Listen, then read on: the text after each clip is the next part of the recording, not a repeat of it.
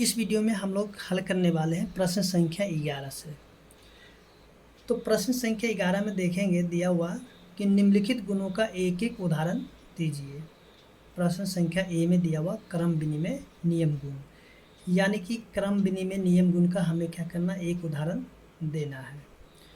तो चलिए हम लोग यहाँ पे पहले समझते हैं कि क्रम विनिमय नियम क्या होता है। जैसे कि आपको इसके बारे में पिछले वीडियो में बताया गया था, तो आप वहाँ से देखिएगा तो आपको समझ में आ जाएगा। तो यह प्रश्न संख्या 11 का ए सबसे पहले दे रहा है क्रम विनिमय नियम गुण। देखिए क्रम विनिमय नियम क्या होता है। जैसे कि हम लोग मान लेते हैं कि ए और बी कोई दो पूर्णांक है। ए और बी क्या है, कोई दो पूर्णांक है। देखिए एक बार हम लोग ए प्लस बी कर देते हैं, ठीक है। ए प्लस बी को हम लोग एक बार जोड़ देते हैं, तो ये फिर से एक बार हम लोग क्या करते हैं, बी प्लस ए कर लेते हैं, यानी कि एक बार इसी को उल्टा करके जोड़ देते हैं। सबसे पहले ए प्लस बी और इसी को उल्टा करके बी प्लस ए कर देंगे। तो इन दोनों को जब हम लोग जोड़ देंगे तो ये क्या होना चाहिए, दोनों का मान एक ही बराबर होना चाहिए। तो इस प्रकार के गुण धर्म को कहा जाता है क्रम विनिमय नियम। तो इसके लिए हमें एक उदाहरण देना है। तो इसके लिए हम लोग कुछ भी उदाहरण ले सकते हैं। जैसे कि ए का मान कर लेते हैं कितना, चलिए 5 ले लेते हैं। अब बी का मान कर लेते हैं माइनस में 3, ठीक है। बी का मान क्या कर लेंगे, माइनस में 3 कर लेंगे। तो यहाँ से हम लोग क्या करना है, 5 प्लस माइनस में 3 उदाहरण देना, इसको हल करना नहीं है, ठीक है। फिर इसको उल्टा करके हम लोग लिखेंगे। अच्छा यहाँ पे देखिए 5 में से जब 3 को घटाएंगे तो क्या हो जाता है, 2 हो जाता है, ठीक है। अब इसी को उल्टा कर लेते हैं, यानी कि -3 लिखेंगे पहले, फिर प्लस में 5। तो इसको भी जब घटाएंगे तो ये भी क्या हो जाता है, 2 के बराबर आ जाता है, यानी कि दोनों का ही मान आ गया है। तो इसलिए हम लोग यहाँ पे एक उदाहरण में इसको लिख सकते हैं, ठीक है। आपको इसका हल नहीं करना है, आप यहाँ पे सीधी सीधी इसको लिख सकते हैं। देखिए इसके अलावे और भी उदाहरण हो सकते हैं, तो आप अपने मन से कोई भी उदाहरण ले सकते हैं, ठीक है। इसका उत्तर जो है कि आपका यानी कि किताब से नहीं मिलने वाला है, क्योंकि यहाँ पे आप कुछ भी उदाहरण ले सकते हैं, ठीक है। तो आपका ये वाला यहाँ से उत्तर लिख सकते हैं, ठीक है, ये वाला। इसके बाद जो बी नंबर में दिया हुआ है साहचर्य गुण, ठीक है। साहचर्य गुण क्या होता है, तो देखेंगे कि साहचर्य गुण क्या होगा। जैसे कि ए बी और सी यानी कि 3 पूर्णांक है, ठीक है। ए बी सी क्या है, 3 पूर्णांक है। तो एक बार हम लोग जैसे कि ए प्लस में बी प्लस सी, ठीक है, यानी कि ए को अलग रख करके बी प्लस सी को एक बार जोड़ देते हैं, यानी कि तीनों को एक साथ करके जोड़ते हैं तो ये बराबर हो जाएगा। यानी कि एक बार हम लोग क्या करेंगे, ए प्लस बी, ठीक है, एक साथ करके, और सी को हम लोग अलग कर लेंगे, ठीक है।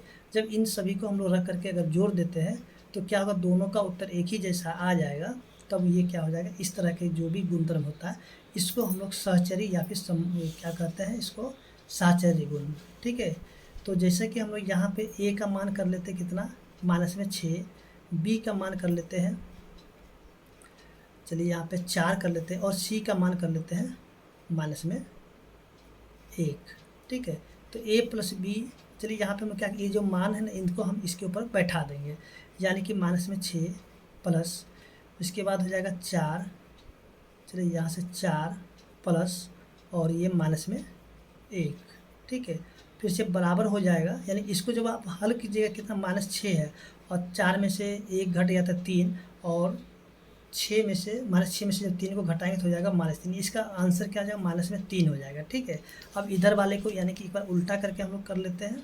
जैसे कि a प्लस बी को एक जगह कर लेते हैं, यानी कि a का मान कितना, -6, अब प्लस b का मान कितना है 4, प्लस c का मान कितना है, c का मान है -1।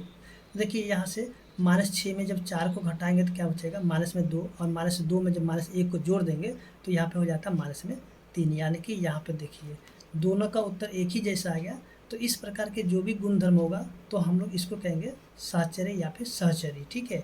तो देखिए इसका उत्तर आप यहाँ से इसको लिख सकते हैं, आपको इतना लिखने की कोई ज़रूरत नहीं, आप यहाँ पे सीधे इसको लिख सकते हैं। और इसका भी उत्तर आपको नहीं मिलेगा, ठीक है, क्योंकि आप जो यहाँ पे ए का मान, बी का मान, सी का मान अलग अलग तरीके से लिख सकते हैं। अब जो है आगे दिया हुआ है संबरक नियम। देखिए संबरक नियम क्या होगा, तो संबरक नियम को अगर हम लोग देखते हैं, जैसे कि प्रश्न संख्या 3 है ये, सॉरी 3C है। चलिए ठीक है, संबरक नियम। संबरक नियम क्या होगा, जैसे कि A, ठीक है, और B कोई दो पूर्णांक है, तो इसको जब हम लोग जोड़ देंगे तो ये क्या होना चाहिए, यानी कि C के बराबर हो जाना चाहिए, यानी कि तीसरा जो होगा वो भी क्या होगा, एक पूर्णांक ही होना चाहिए। ठीक है, जैसे कि मान लेते हैं A और प्लस B को अगर जोड़ देंगे, यानी कि इसका उत्तर क्या होना चाहिए, C हो जाना चाहिए। तो यहाँ से A का मान हम लोग कर लेते कितना, 5, और B का मान कर लेते कितना, माइनस में 2, और C का मान क्या होगा, तो अब निकालने के बाद ही पता चलेगा। तो A प्लस बी, तो A प्लस बी यानी कि 5 प्लस माइनस में 2, तो यहाँ पे क्या बचेगा, यानी कि इसको जब हम हल कर देंगे तो बचेगा 3, यानी कि A का मान है कितना, 5, और B का मान है -2। जब इन दोनों को हम लोग जोड़ दिए तो यानी कि तीसरा, यानी कि C निकल गया कितना, 3। तो इस प्रकार के जो भी गुण धर्म होगा तो इसको कहा जाता है संबरक गुण या फिर संवृत नियम। इसके बाद आता है D नंबर। देखिए D में जो दिया हुआ है योज्य तत्समक। देखिए योज्य तत्समक क्या होता है, तो जैसे कि हम लोग जानते हैं कि योज्य तत्समक के बारे में कि A यानी कोई भी पूर्णांक होगा या पूर्ण संख्या, तो इसमें अगर हम लोग 0 को जोड़ देते हैं तो यानी कि इसके मान में कुछ भी फर्क नहीं पड़ता, यानी कि A को जब हम लोग 0 में जोड़ते हैं तो यानी कि इसका उत्तर A ही रहता है। जैसे कि हम लोग कोई भी नंबर ले लें, ठीक है, कोई भी नंबर अगर उसमें हम लोग 0 जोड़ेंगे तो उसमें क्या होगा, कुछ भी फर्क नहीं पड़ेगा, यानी कि जो नंबर जैसा था वो नंबर वैसा ही रहेगा। अगर हम लोग यहाँ पे A का मान कर लेते कितना, चलिए यहाँ पे A का मान कर लेते हैं 6, ठीक है, तो 6 में अगर हम लोग 0 को जोड़ेंगे तो क्या यहाँ पे 6 ही होगा कि दूसरा कुछ थोड़ी हो जाएगा, तो होगा तो 6, इसलिए तो इस प्रकार के जो भी गुणधर्म होगा तो इस गुणधर्म को हम क्या बोलेंगे, योज्य तत्समक। ठीक है, तो उम्मीद करते हैं कि आपको जो है प्रश्न संख्या 11 समझ में आ गया होगा। अगर आपको वीडियो अच्छा लगा तो प्लीज़ वीडियो को लाइक कीजिए, चैनल को सब्सक्राइब कीजिए। अच्छा, यहाँ पे 12 में जो दिया हुआ है, ऐसा पूर्णांक युग्म में लिखिए, यानी युग्म मतलब क्या, ऐसे दो पूर्णांक को लिखना है जिसका युग्म माने कि जोड़ा, ठीक है, यानी कि क्या होना चाहिए, इसका योग -8 होना चाहिए। तो इसके लिए हमें क्या करना है, कुछ खास करना नहीं है, क्योंकि इसका उत्तर यहाँ पे ही दिया गया है। जैसे कि आप देखिए संकेत A के लिए जो दिया हुआ -5, फिर से प्लस माइनस में 3, जब इसको जोड़ दिया गया है तो क्या हो जाता है, माइनस में 8 हो जाता है। ठीक है, तो ये तो पहला उत्तर आपका ये वाला आप लिख सकते हैं यहाँ से, यानी कि -5 प्लस माइनस में 3, तो इसका उत्तर -8, तो ये आ गया माइनस में 8। इसके 2 नंबर में कहता है अंतर क्या होना चाहिए, माइनस में 18 होना चाहिए। तो देखिए माइनस में, सॉरी यहाँ पे जो है ना, अच्छा इसी का जो है यानी कि A नंबर का ही, यानी कि 1 और 2 यानी कि 2 ठो दे दिया है। तो आप जो यहाँ पे 1 नंबर का आंसर या तो ये वाला लिखिए चाहे फिर ये वाला लिखिए। इसके बाद कहते हैं यहाँ पे माइनस में, सॉरी यहाँ B में क्या करें, अंतर माइनस में 18 होना चाहिए। ठीक है, तो देखिए जैसे कि हम लोग यहाँ पे B नंबर देखें, क्योंकि A तो बना हुआ है, हम लोगों को यहाँ पे बताना कि अंतर क्या होना चाहिए, अंतर होना चाहिए माइनस में 18। ठीक है, 2 ठो नंबर आप ले लीजिए, जिसको आप घटा दीजिएगा तो क्या होना चाहिए, माइनस में 18।